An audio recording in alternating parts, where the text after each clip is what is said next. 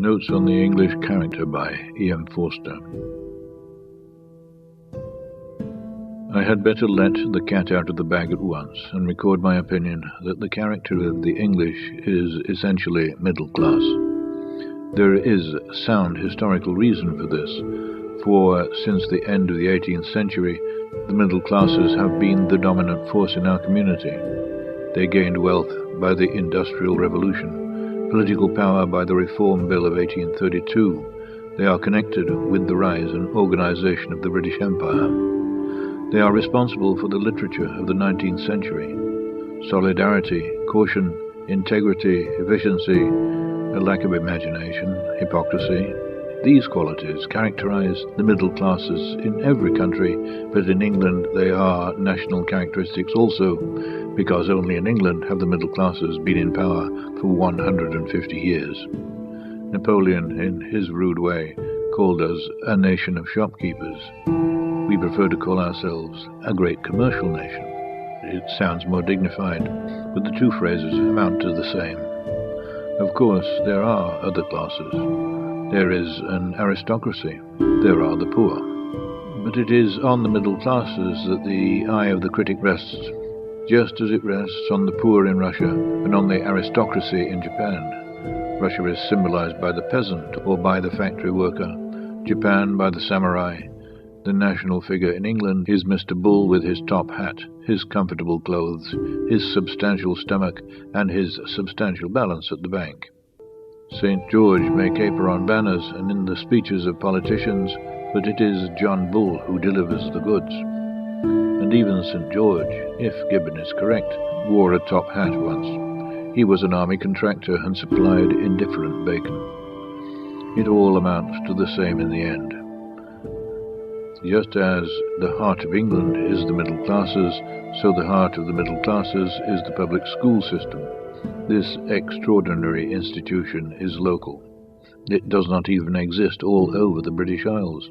It is unknown in Ireland, almost unknown in Scotland, countries excluded from my survey, and though it may inspire other great institutions, Alligar, for example, some of the schools in the United States, it remains unique because it was created by the Anglo-Saxon middle classes and can flourish only where they flourish.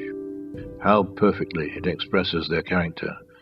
Far better, for instance, than does the university, into which social and spiritual complexities have already entered, with its boarding houses, its compulsory games, its system of prefects and fagging, its insistence on good form and on esprit de corps. It produces a type whose weight is out of all proportion to its numbers. On leaving school, a boy either sets to work at once, goes into the army or into business or emigrates, or else proceeds to the university and after 3 or 4 years there enters some other profession, becomes a barrister, doctor, civil servant, schoolmaster, or journalist, if through some mishap he does not become a manual worker or an artist. In all these careers his education or the absence of it influences him. Its memories influence him also. Men look back on their school days as the happiest of their lives. They remember with regret that golden time when life, though hard, was not yet complex, when they all worked together and played together and thought together, so far as they thought at all, when they were taught that school is the world in miniature and believed that no one can love his country who does not love his school. And they prolong that time as best they can by joining their old boys' society. Indeed, some of them remain old boys and nothing else for the rest of their lives. They attribute all good to the school. They worship it. They quote the remark that the Battle of Waterloo was won on the playing fields of Eton. It is nothing to them that the remark is inapplicable historically and was never made by the Duke of Wellington, and that the Duke of Wellington was an Irishman. They go on quoting it because it expresses their sentiments. They feel that if the Duke of Wellington didn't make it, he ought to have, and if he wasn't an Englishman, he ought to have been. And they go forth into a world that is not entirely composed of public schoolmen or even of Anglo-Saxons, but of men who are as various as the sands of the sea, into a world of whose richness and subtlety they have no conception. They go forth into it with well-developed bodies, fairly developed minds, and undeveloped hearts. And it is this undeveloped heart that is largely responsible for the difficulties of the Englishman abroad. An undeveloped heart, not a cold one. The difference is important, and on it my next note will be based. For it is not that the Englishman can't feel, it is that he is afraid to feel.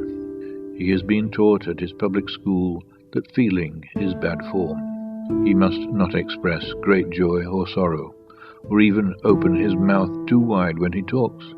His pipe might fall out if he did. He must bottle up his emotions, or let them out only on very special occasion. Hypocrisy is the prime charge that is always brought against us.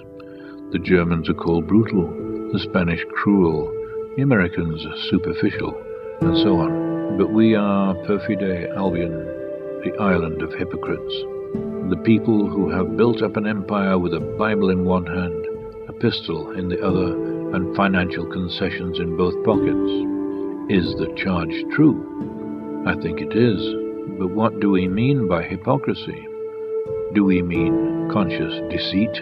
Well, the English are comparatively guiltless of this. They have little of the Renaissance villain about them. Do we mean unconscious deceit, muddle-headedness? Of this I believe them to be guilty. When an Englishman has been led into a course of wrong action, he has nearly always begun by muddling himself.